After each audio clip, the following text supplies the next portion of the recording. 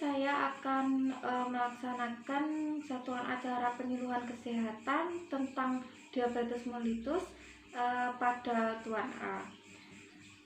Bapak, Ya, ini nanti waktunya kurang lebih 30 menit. Apakah Bapak bersedia? bersedia. Ya, niki untuk brosurnya. Di sini nanti saya akan menjelaskan materi tentang diabetes nih Pak, sama tentang cara diet makanannya. Iya. Untuk pengertian diabetes sendiri itu peningkatan gula darah atau glukosa akibat kekurangan hormon insulin ya Pak. Iya. Biasanya nanti pada penderita diabetes itu gejala yang muncul antara lainnya penglihatan kabur, terus banyak kencing, banyak makan, penurunan berat badan, luka sulit sembuh, sering merasa haus. Untuk komplikasi pada diabetes biasanya yang akut niku bisa, yang paling parah niku bisa menyebabkan kematian ya Pak. Iya. Lalu untuk penyakit kroniknya itu bisa cacat, terus ada kerusakan ginjal, gagal ginjal, terus kaki busuk atau gangren. Gangren yang itu Pak, pembukaan luka itu Pak, yang merah itu loh Pak, yang baunya agak nggak enak itu. Iya. Itu Di kaki ya? iya, Iya. di kaki. Biasanya seringnya di kaki sih Pak. Iya. Itu biasanya sulit sembuh. Terus penyakit jantung, kebutaan tuh.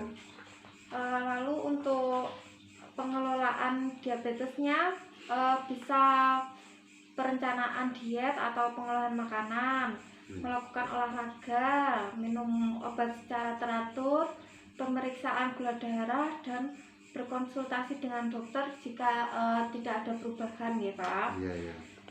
Di sini nanti diet sendiri untuk penderita diabetes mellitus tujuannya untuk membantu pasien memperbaiki kebiasaan makanan untuk mendapatkan kontrol metabolik yang baik nih Pak, dengan cara mempertahankan kadar glukosa darah, mencapai dan mempertahankan kadar lipid serum normal,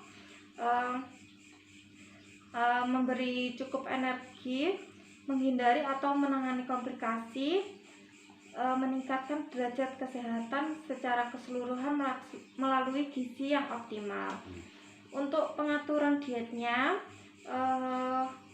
biasanya dengan jumlah makan Pak, itu biasanya harus sesuai untuk mencapai kadar glukosa darah normal dan mempertahankan berat badan normal niku.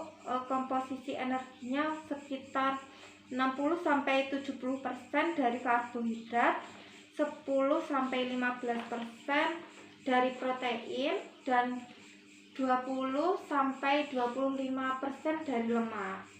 Nanti ada sumber zat pembangun atau pengatur, itu antara lainnya makanan yang sumber zat tenaga mengandung zat gizi karbohidrat, lemak, protein itu bersumber dari nasi. Nanti bisa diganti seperti roti, mie, kentang, dan lain-lain ya Pak. Iya. Lalu untuk mengandung zat pembangun mengandung zat gizi protein dan mineral biasanya seperti kacang-kacangan, tempe, tahu, telur, ikan, ayam, daging, susu, keju, dan lain-lainnya Pak.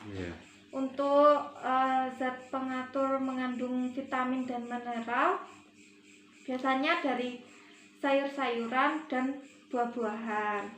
Untuk jenis makanan yang dianjurkan untuk penderita diabetes niku adalah makanan yang kaya serat seperti sayur-sayuran, buah-buahan segar niku nggih Pak.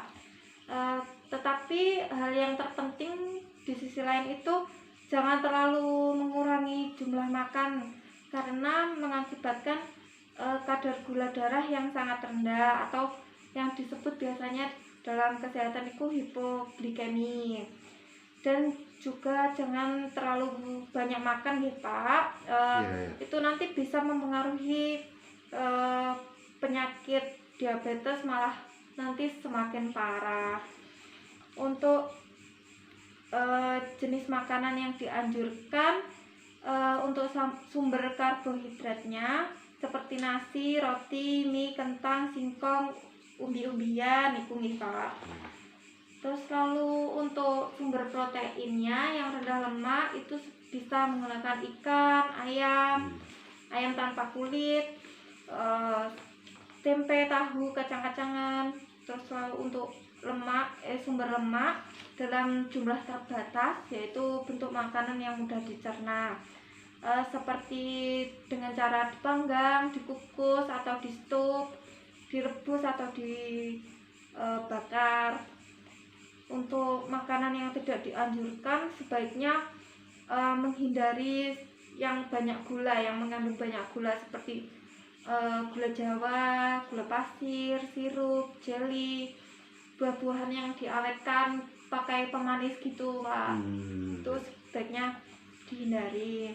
Sama makanan siap saji yang mengandung lemak atau seperti cake, roti ulang tahun itu kan banyak krimnya kan Pak. Itu dihindari. Goreng-gorengan juga. Yang dihindari lagi yang banyak natrium seperti ikan asin, telur asin, terus sama makanan yang diawetkan. Untuk jadwalnya itu biasanya menggunakan porsi kecil Pak dalam waktu tertentu untuk membantu mengontrol kadar gula darah. Oleh karena itu biasanya dianjurkan makan sebelum lapar, karena makan di saat lapar sering tidak terkendali atau berlebihan kan biasanya sering nambah gitu Pak kalau lapar. Itu bisa membuat darah lebih stabil. Lalu membagi waktu atau porsi besar, yaitu makan porsi waktu pagi itu 20%, siangnya 30%, sore 25%, serta 2-3 kali porsi kecil untuk makanan selang-seling masing-masing 10-15% saja. Untuk pedoman makanan yang sehat, nanti bisa pilih makanan yang sehat. Ini ada ya Pak. Sudah ada. Lalu hati-hati juga dalam memilih makanan pengganti bila lapar. Terus dibiasakan divariasikan makanannya supaya tidak bosan ya Pak. Gunakan piring kecil saja, jangan piring yang besar. Biasanya kalau piring yang besar kan biasanya terlihat sangat kecil padahal sudah banyak gitu kan Pak.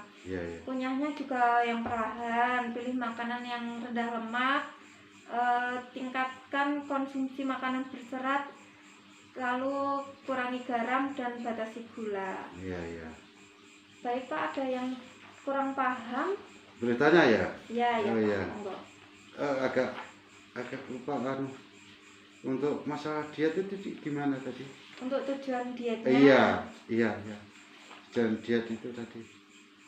Tujuan dietnya tadi untuk membantu memperbaiki kebiasaan makan untuk mengontrol metabolik dengan cara mempertahankan glukosa darah supaya mendekati normal dengan menyeimbangkan asupan makanan dengan insulin, dengan obat penurunan glukosa oral dan aktivitas kayak olahraga, minum obat niku yang teratur, lalu menghindari atau menangani komplikasi akut pasien yang menggunakan insulin seperti hipoglikemia atau gulanya terlalu rendah, komplikasi jangka pendek dan jangka lama, serta masalah yang berhubungan dengan latihan jasmani.